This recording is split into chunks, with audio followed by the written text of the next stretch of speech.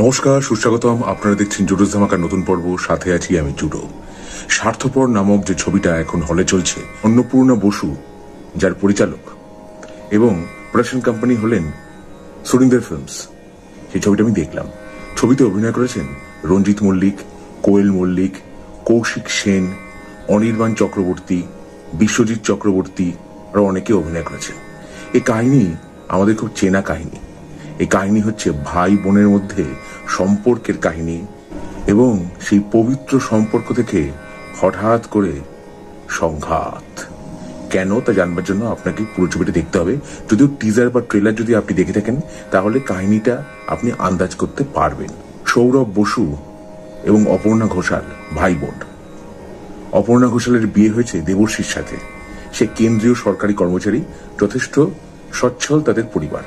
সৌরভ বসুর সঙ্গে তার বোনের সম্পর্ক খুবই ভালো, যেরকম হওয়া উচিত ভাই বোনের সম্পর্ক, স্নেহের সম্পর্ক। হঠাৎ করে কিছু কাগজে সই করেন অপর্ণা, এবং তারপর তিনি একটি চিঠি পান যেখানে বলা হয়েছে কোর্টে গিয়ে তাকে বলতে হবে তাদের যে পৈতৃক বাড়ি আছে সেই বাড়িতে তার আর কোনো অধিকার নেই। এবার এইটা কেন হলো তা জানবার জন্য আপনাকে এই ছবিটা দেখতে হবে। অন্নপূর্ণা বসুর প্রথম কাহিনী চিত্র এটি, এবং আমার যেটা সবচেয়ে ভালো লেগেছে, একটা স্বাভাবিক ব্যাপার, স্বাভাবিক অভিনয়, স্বাভাবিক কথাবার্তা। এবং এরকম ঘটনা আমরা প্রায়শই খবরের কাগজে কিংবা টিভির পর্দায় দেখে থাকি। অপর্ণা ঘোষাল ঠিক করলেন যে তিনি ডিফেন্ড করবেন, এবং ডিফেন্ড করবার জন্য কোর্টে গিয়ে তিনি সাক্ষাৎ পেলেন কাকতালীয়ভাবে একজন আইনজীবীর, যিনি একসময় খুব নামী আইনজীবী ছিলেন, কিন্তু তার সততার জন্য তিনি এখন সেইভাবে আর কেস লড়েন না কোর্টে। তার নাম হচ্ছে যুধিষ্ঠির জি কে লাহা, যে ভূমিকায় অভিনয় করেছেন রঞ্জিত মল্লিক। এরপর যদি অভিনয়ের কথায় আসি, প্রথমেই বলি রঞ্জিত মল্লিকের কথা। তার কথা নতুন করে বলবার কিচ্ছু নেই, তার আরো বেশি করে অভিনয় করা উচিত।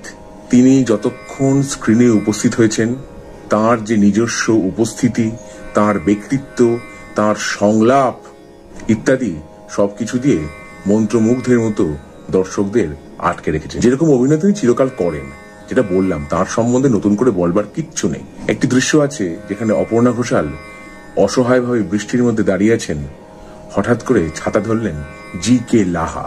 ওই দৃশ্যটা খুব ভালো লেগেছে। সাম্প্রতিককালে সোশ্যাল মিডিয়ায় রঞ্জিত মল্লিকের নাম হয়েছে বেল্টম্যান। এখানে তাকে অপরাধীদের উত্তম মধ্যম দিতে হয়নি, কিন্তু তার উপস্থিতিতেই তিনি মাত করেছেন। কোয়েল মল্লিকের অভিনয় একদম স্বাভাবিক, স্বাভাবিক যেরকম কথাবার্তা। কৌশিক সেন এরকম ধরনের চরিত্রে কিন্তু আগে অভিনয় করেছেন, কিন্তু আমার যেটা সবচেয়ে ভালো লেগেছে, ভাই বোনের মধ্যে যে স্নেহের সম্পর্কের ব্যাপারটা দেখানো হয়েছে তার চরিত্রে, সেটাই আমার সবচেয়ে ভালো লেগেছে। অনির্বাণ চক্রবর্তী অভিনয় করেছেন এক ধুরন্ধর উকিল সরখেলের ভূমিকায়। এবার সরখেলেরও একটি কারণ দেখানো হয়েছে, কি দেখানো হয়েছে সেটা আমি বলবো না। অন্যদিকে সাংবাদিক অনির্বাণ ভট্টাচার্য, তিনিও একটি ছোট্ট ভূমিকা অভিনয় করেছেন।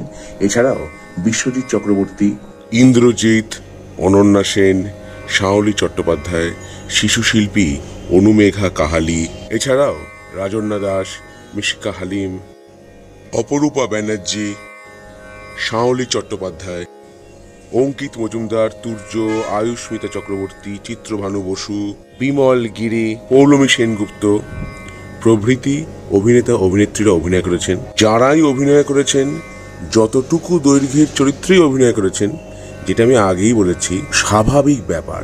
ভাই বোনের সম্পর্ক হঠাৎ করে কি করে এতটা খারাপ হয়ে গেল।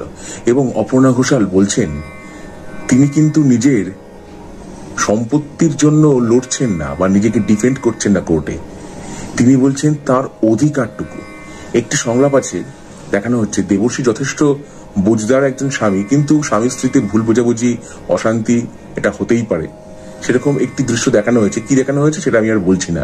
কিন্তু পরবর্তীকালে একটি সংলাপে অপর্ণা ঘোষাল মানে কোয়েল মল্লিক বলছেন, যে বাপের বাড়িতে যেখানে গেলে আমার মনে হতো এখান থেকে আমাকে কেউ তাড়িয়ে দেবে না, সেই অধিকারটুকু আমার কাছ থেকে কেড়ে নিলে। খুবই ইমোশনাল সংলাপ।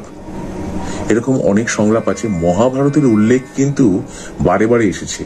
এবং এই ছবি সুরকার হলেন জিৎ গাঙ্গুলি, বিজিএম এর দায়িত্বে আছেন অমিত চ্যাটার্জি। বিজিএম এ একাধিকবার আমরা শুনতে পেয়েছি পুরানো সেই দিনের কথা। এই ছবির চিত্রনাট্য এবং সংলাপ লিখেছেন সদীপ ভট্টাচার্য। ডিওপি হলেন অনুপ সিং এবং সম্পাদক হলেন শুভজিৎ সিংহ। আজকালকার এই চারিদিকে রাহাজানি, খুন খারাপি বাস্তবেও দেখছি, পর্দাতেও মাত্রাতিরিক্ত ভাবে আমরা দেখছি, ওটিটি প্ল্যাটফর্মগুলিতেও দেখছি সেই সব শোয়ের রমরমা। তার মাঝখানে একটি স্বাভাবিক কাহিনী, হ্যাঁ ইমোশন আছে, কিন্তু স্বাভাবিকভাবে যে উপস্থাপিত করা হয়েছে, অন্নপূর্ণা বসু পরিচালিকা হিসেবে তার প্রথম ছবিতে যেভাবে ডিরেকশন দিয়েছেন সেটা দেখে আমার ভালো লেগেছে। স্বার্থপর দেখে আমার কি অভিজ্ঞতা আপনাদের সঙ্গে আমি ভাগ করে নিলাম। আমার ভিডিও যদি আপনাদের ভালো লেগে থাকে তাহলে অবশ্যই লাইক করুন, শেয়ার করুন, সাবস্ক্রাইব করুন আমার চ্যানেল এবং আমার ফেসবুক পেজ জুডোস ধামাকা, সেটাকেও লাইক করুন, ফলো করুন। পরের পর্বে ফিরছি নতুন কোনো চমক নিয়ে, নতুন কোনো ধামাকা নিয়ে। হ্যাস্ট লা ভিস্টা, জুডোস ধামাকা, লেটস ডু দ্য ধামাকা।